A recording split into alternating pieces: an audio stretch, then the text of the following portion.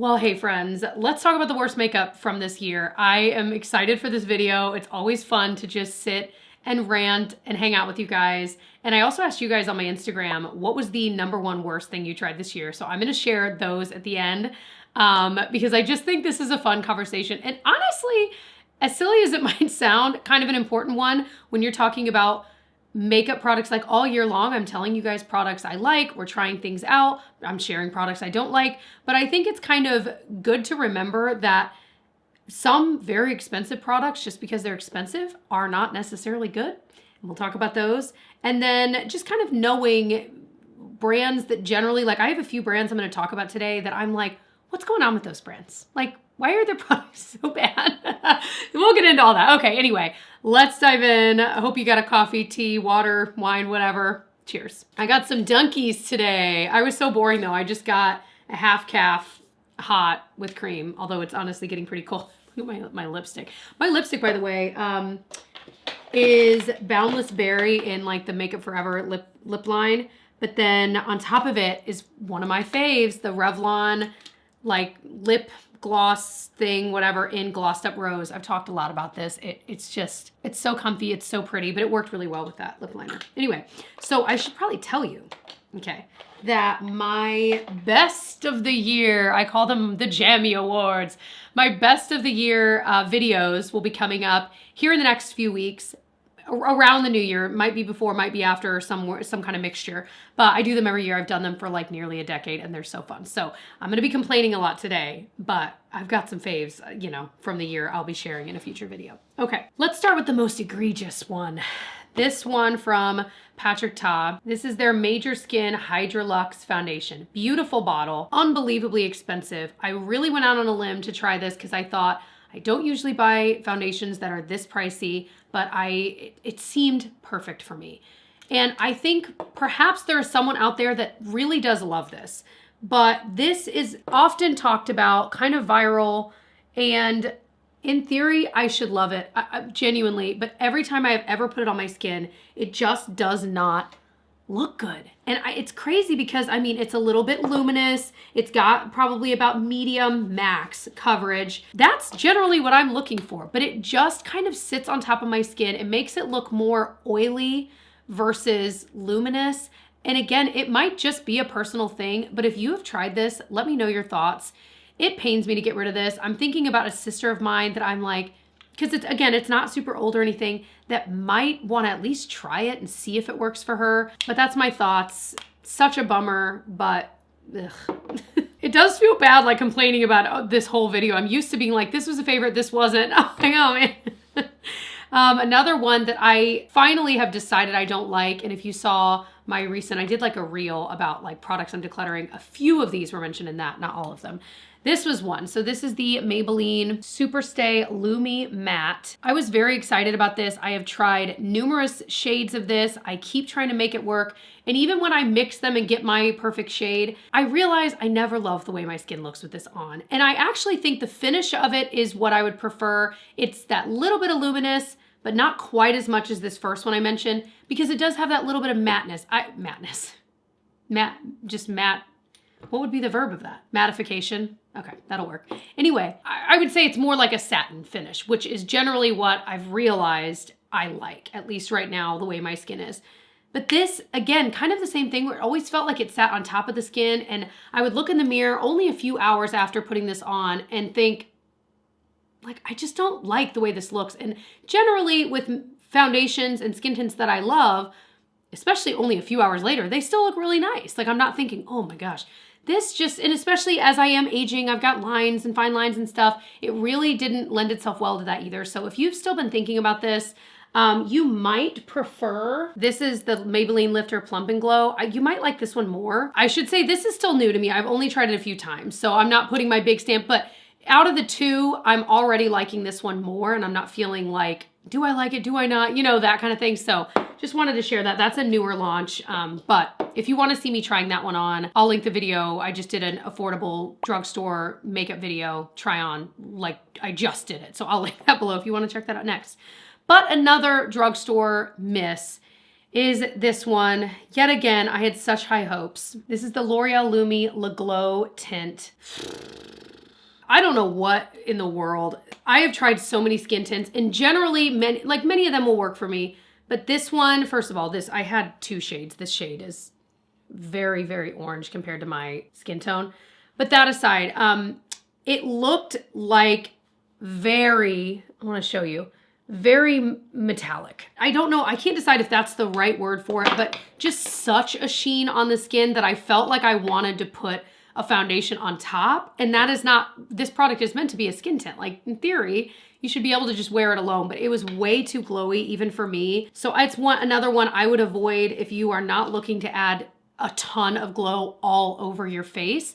Again, I have put foundation on top of it and it looked all right, but it seems like a silly step to take when you could just use a glowy primer or glowy SPF for that and then go in with your other skin tint or foundation. So meh. But I do think that one, I mean, all of these have been very viral-ish products, and this one especially, people seem to really like. So if you love this, why? Why for?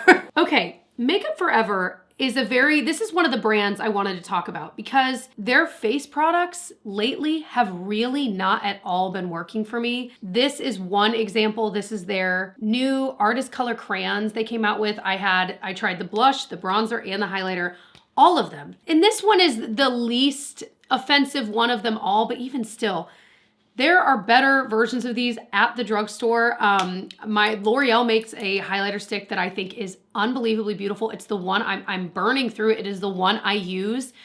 And the fact that this is, I don't know, 2 or 3, 4 times the amount of something like that is crazy because it is nowhere near as good as that. So I just feel like this, and then I'll pop up a picture, but Makeup Forever's powder bronzer and blush. That was one I tried earlier this year. And it was the same thing where it was so patchy. And let me say this, it's very pigmented, but you had to be so careful. And I think if you view Makeup Forever as it is a makeup artist brand, and certainly that is how it was launched. And of course, nowadays, any of us can buy it and whatever. At least that's how I picture it. I picture Makeup Forever as like a very makeup artisty friendly brand. But I think for laymen like me that I don't want to have to be careful with my blush and my bronzer, that always ended up looking kind of weird. And I want to say patchy, but it's not that the product wouldn't show up. It's just that I couldn't quite get it to blend in the way I'm used to being able to do with virtually all of the other bronzers and blushes that I have. So pigment wise, if you are looking for pigment, you'll find that in that, but it's not really what I wanted. But then there's Makeup Forever, like their lip liners are some of my absolute favorites. Their new extreme line of lip liners, the like black version, which they have in Boundless Berry, 1000% recommend, probably going to be one of my favorites from the year. So it's just like a hit or miss brand, but for whatever reason, their face products for me have not been hits. Okay, first of all, I should say that I'm very picky when it comes to red lip products. I have my NARS one that I love, the one from CoverGirl that is so good. Those are my go-to reds, like for the holidays, and then some. That is what I'm always wearing. And I feel like this was what I was hopeful for. I wore this on the 4th of July and I was so excited. So this is the Maybelline Superstay Teddy Tint. Now I have the shade July Forever, number 35. It's almost mattifying. It's almost like a tint, but this one actually has color.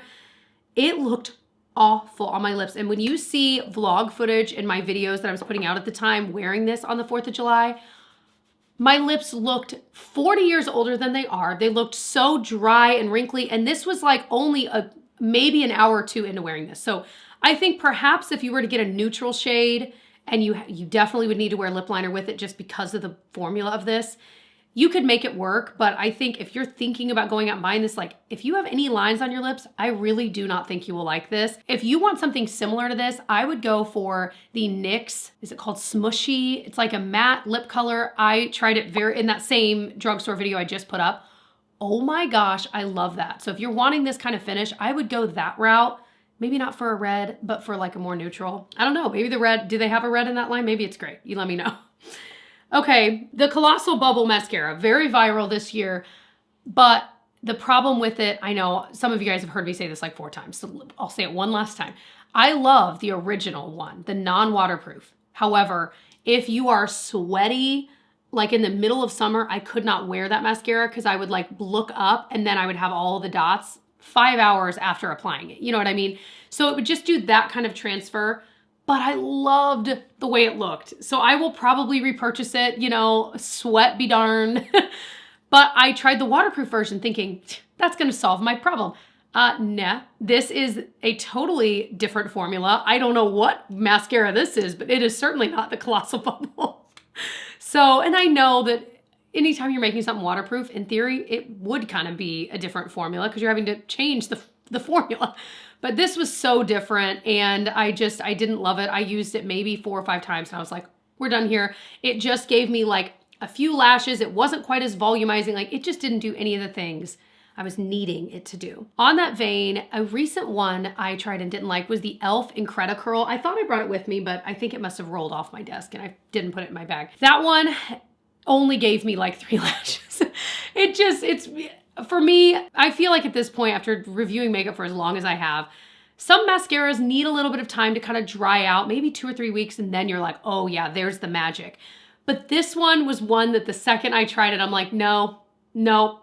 It just, and I still have it. Maybe I'll try it again. But again, there are so many mascaras out there. They're better out there. Like I said, the Colossal Bubble, I really do love. The original non-waterproof. So good. This was another recent try. So this is the Maybelline Shadow Drip. I got this in Amethyst Drip. It looks okay. And again, this is the same. In that same affordable makeup video, it burned my eyes so badly. And I don't mean my eyeballs. I mean the skin. My eyelid skin was burning within about 10 seconds of applying it. And I'm like, you know what? I have very rarely ever experienced that. It is not worth, I don't know what reaction's going on, but ain't worth the risk. I would say avoid. I don't generally have super sensitive skin on my face, but this was a wild ride. And so even after wiping it off, it still didn't feel great the rest of the day on the one eye I put on. So not worth the risk. I would say I don't know what the formula is and what it is that I'm reacting with. And if you have tried this, you own it, and it doesn't make your skin burn, let us know. I'm kind of curious now. I also didn't think the formula was that great. You can spend a little bit more on the Stila one.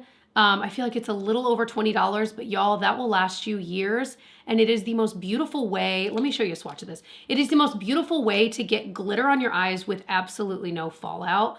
And my go-to shade is Wanderlust. It looks good. I just tap it on top of any eye look. It always looks beautiful. I always travel with it. But this is Amethyst Strip. Little purpley. It's pretty when you swatch it. It was okay on the eyes. I felt like it was kind of starting to separate, but it burns. Next up, the Supergoop Protect Tint. And then this is leaving my life. I have changed my tune on this a bit. So when I did my ranking like 20 facial SPFs video, which please go check that out, okay? You can see you just go check that out. I was gonna over explain it. This one originally, back when I had tried it then, I had it on my like middle of the road, like, it's okay, like it's pretty good. I've moved this down because it always ends up looking grayish on my skin, and I actually tend to prefer a more grayish toned like BB cream and stuff. Like, I need to neutralize a lot of things with gray, but this just always looked sallow on my skin. Is that the right term for that? Or it made my skin, it just did not, it doesn't look good on my skin is I guess my point. Maybe if you found a shade that was just so perfect for you, but there is something about this that I should be someone that would like this, but I don't. Do you know what I'm saying? I don't know how, and it sucks because this is totally up my alley, but I also think at this point, yeah, it expires in like a month, but that was such a bummer because I do really like Supergoop. But I know a lot of people like this online. I was not a fan. Those were the ones that were kind of top of mind. If you feel like you've watched all my videos, I've got, look at me. Makeup on the inside of the collar. How did I even do that? Maybe when I was putting it on. Bummer. This is from, where did I get this? Kohl's? It's a really cute cardigan. I feel like it's just kind of like, I like the style of it.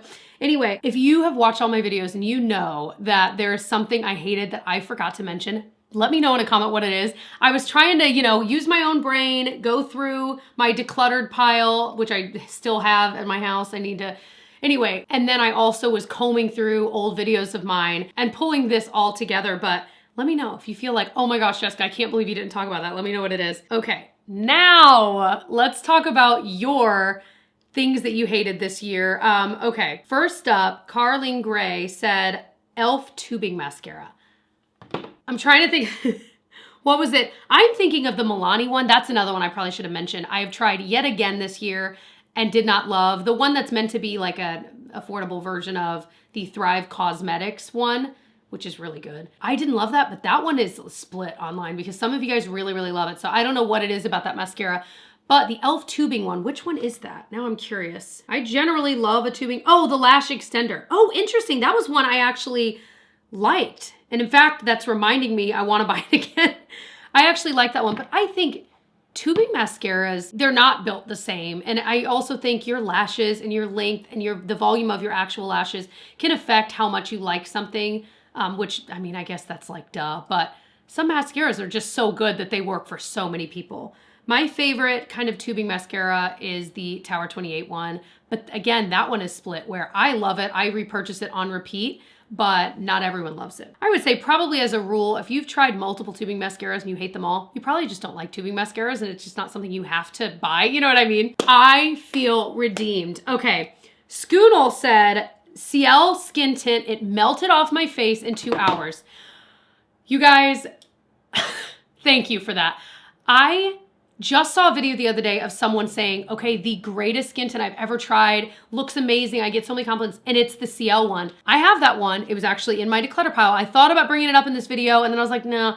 Well, here we are talking about it anyway. What am I doing wrong with that? It does not look good on my skin. It kind of moves around and shifts. Like, it can look okay when I first apply it, but even that, I feel like it's never looking great. And I love a skin tint. I love a serum-y skin tint, but that one, I don't know. And I have a feeling the comments are going to be split. Some of you guys are like, I love it, and some of you guys hate it, but I don't know, you guys. No!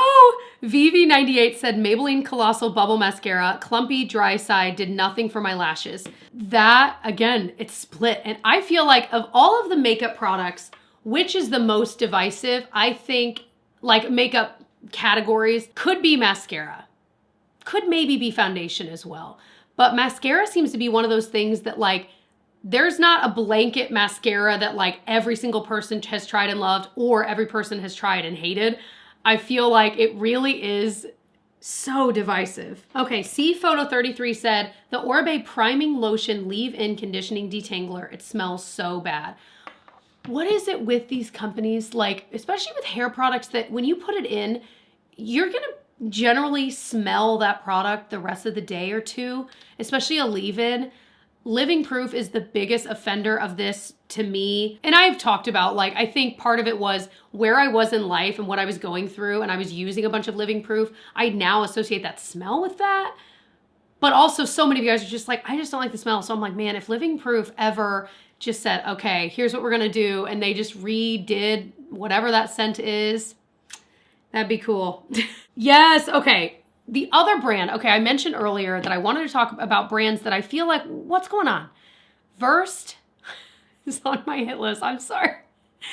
Versed, I like a decent amount of their skincare, okay? I wanna start with that. They're a more affordable brand. I think that is awesome. Their packaging is kind of minimal and cool, but they came out with their makeup line. I've talked about it. I did a whole video trying out a bunch of stuff. I was very excited. Affordably priced, maybe more skincare forward makeup. I did not like a lot of it. In fact, I think I decluttered most of it over time as I tried it more. Didn't love their concealer, didn't love their skin tint. Their SPF was decently good. I still have that. Some of their lip products were okay. But yeah, she's talking about the bronzer stick. Yeah, that one was one I eventually got rid of too. The blush I got rid of only because I feel like the shade didn't end up working great for me most of the time. It was okay though. It was kind of a dupe for the Merit, like people have talked about if those were dupes. I think I did a reel on that a while ago. And I do think it's similar-ish, and I think the Verse one actually has better wear time, but I just don't reach for it much. It was a little bit harder to work with. So I just feel like Versed across the board, I don't know, their makeup line, I love the idea of it, and some of it's okay, but as a general rule, most of it that I personally tried, I didn't love. I didn't love their mascara either. Did I try their eyeliner? I will say their tinted brow gel, I really like. I've been using that almost every single day. So that was one that was a standout from the brand for sure. Okay, Holly W. Morrow 1 said, Milani Cream Bronzer. Really? It sits in fine lines and literally looks like dirt. I actually like that cream bronzer, but it can be a lot, first of all. And if the shade is not quite right for you, I've realized that with bronzer, if one, it's way too orange or way too something for me, I can't like it. You know what I mean? So, oh man, I'm bummed that it doesn't work for you. I do like that, but I can understand. And I do think if it sits for a while too, it can get a little bit weird, which is probably true for any cream bronzer. I don't know, but. So Mrs. Wiggum 10 said, Pulp Fantasy eyeshadow palette by Morphe, so lackluster. Okay, but what are our thoughts? I haven't tried their eyeshadow palettes in quite a long time. Their whole rebrand, what are your thoughts? I have been liking quite a bit from Morphe, and if you would ask me a year and a half ago, I would never have predicted that because I think it had been 6 or 7 years since I had tried something from Morphe. But whatever they're doing, I am liking, but that's a bummer that palette stinks. I will say, I was looking through some of their like smaller palettes they had at Ulta recently, and I wanted to try one, but none of them were quite a colorway I wanted. You know what I mean? Lauren Altmeyer said, unpopular opinion, the Maybelline Grippy Serum. It made my base break up badly. I have not tried that one. I don't think. But sometimes those kinds of grippy primers do more harm than good when it comes to just your skin. I have found that I like a grippy primer, and sometimes really good ones can help. But I don't find myself reaching for them all the time because they're a little bit hard to work with, especially when you're laying it on top of, you know, for me, I'm laying it on top of like vitamin C and SPF and then doing that. And then it's just a lot of layers that's something that I don't always find that the wear time is so much better that it makes it worth it. And sometimes it makes my skin look worse. To each their own. I still try them from time to time and sometimes they're great, but good to know. Maybe that's one that I'll skip. Carly Palmer said the Essence Waterproof Lash Boss Mascara. I want to look at what that one looks like.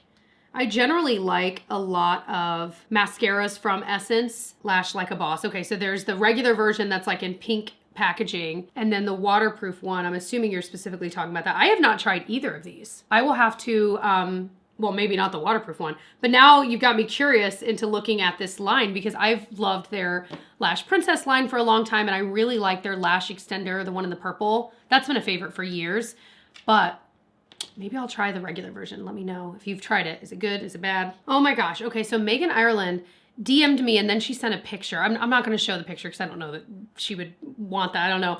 But she said the Essence setting spray, I think 24 hour, as soon as I put it on, my face lit up all red, hot, and bumpy. In the picture she sent, it is definitely all red. I mean, red. The Essence setting spray. I'm going to look that up too. That's the thing. I mean, all of our skin is so different. One thing that broke me out, okay, there's quite a few. Yikes, I'm just going to stay away from those. That's so, the e.l.f., is it their like unforgettable glow sunscreen tint? You know what I'm saying? Their glowy sunscreen. First of all, I love it. It looks amazing on the skin. I used it for a few months, but I kept getting breakouts and I think I narrowed it down to that, and I know I'm not alone. So I don't know what it is in there. I mean, I use all kinds of SPFs and generally don't get that experience, but it stinks because the product itself is beautiful. So if you are able to use that and it doesn't break you out, count yourself lucky because it is so pretty. I'm Laura X said, e.l.f. Halo Glow Skin Tint. I had high hopes for it and it looked like I had a mask on my face. In fairness to you, I could totally see that. I actually really like, I'm assuming you're saying hold on, now that I'm thinking about it. Yeah, that's the one. How did I not mention that, you guys? How did you let me get this far? I hated, not the Halo Glow liquid filter. That's the one with the doe foot that gives you a glow. I love that stuff. I've gone through hills and valleys with that, but I generally have always loved it. And I've really been enjoying it lately underneath makeup. But the skin tint specifically, that one right there, it looked so bad on me. And I know it's viral and y'all, a lot of you guys like it. What are you doing differently? That looked so bad on my skin. I can't believe I forgot to mention that. Now I'm just mad at myself.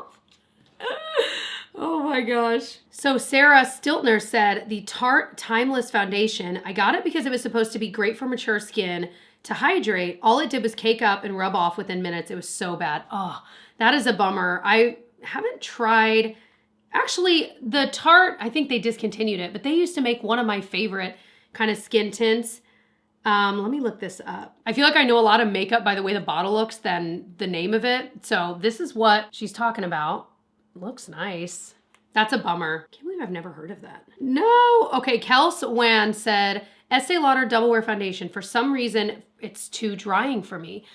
I could kind of see that. What's interesting, my road with the because that's been popular, right, for like decades now. My journey with that was, I used to think of it as a really dry, high coverage foundation, but in recent years, when I repurchased it, I don't know, a year or two ago, and I've used it a lot more often, I found that it's actually not quite as mattifying and not as high coverage as I thought it was. I think it's more like medium coverage. Anyone else, have you gone through that? As I don't know. But I like the way it looks on my skin, but I generally do agree with you that I do always want like a super hydrating base of something underneath it. And maybe a little bit of glowy something underneath it too. All right, Maria Pisaru said, Dior Show Over Volume Mascara. It was awful, clumped my lashes, so I had only two. So I only had only two each eye. The visual of that is perfect. I know exactly what you mean. Good to know, because again, that's an expensive mascara. Have I ever told you the story? Now we're just hanging out and chatting, all right? This Lancome mascara right here, okay, the Hypnos Drama. I have this like close to my heart because I used to love this. I remember absolutely, like when I first started watching YouTube back in, let's say, 2010. This was something I'd had on my wish list for so long, and I finally bought it, and I used this sucker until you really could not use it anymore, and I thought it was just the greatest thing ever. I retried it recently and was so disappointed. I feel like it was, and probably part of it is that was literally 15 years ago. And I have now, you know, I started my YouTube channel. I've been reviewing makeup for like 12 years. I have just tried so much more since then. New stuff has come out since then. So it was kind of a bummer. So I still have it and I'm still trying to use it up just because it breaks my heart. But the smell of it, oh my gosh, reminds me exactly of that time. And so I have this nostalgia towards it, but I really don't think it's actually that great at all. It's not terrible or bad, but it's not like a favorite. Okay, I think we're gonna end there. I could read your guys' things for days. If you enjoyed this video, please give it a thumbs up. It really does help me out. Subscribe. I've got some goody videos coming up right around the corner. I hope you, if you are celebrating any holidays this season, I hope you have a wonderful holiday season. Most importantly, I hope that you can find some calm and peace this season. I know that this time of year can be really tricky for many people for many, many reasons.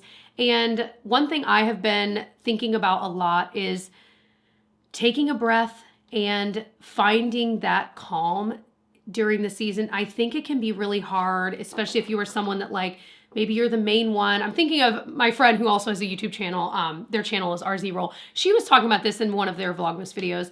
And it really, I've been thinking about it a lot, like the idea of just slowing down and remembering why this season exists and what you're really celebrating, no matter what it is that you're celebrating. So, and also just spending time with people you care about. I think that is a huge part of it. And sometimes I forget that that is the point, or at least one of the points. You know what I'm saying? Okay. Anyway, I love you all dearly. I'm so glad you watched all the way to the end. If you did, please put I was going to say the thumbs down emoji. Don't do that. That's going to like, let's do, just thinking of like the vibe of this video. Maybe the 3X emoji. No, that seems negative too. Let's do like, pick a vegetable. Pick a vegetable, put 3 of those emojis down below. No eggplants, please. Okay. Come on, you guys, grow up. All right. I love you all. I will see you in the next one. Bye, friends.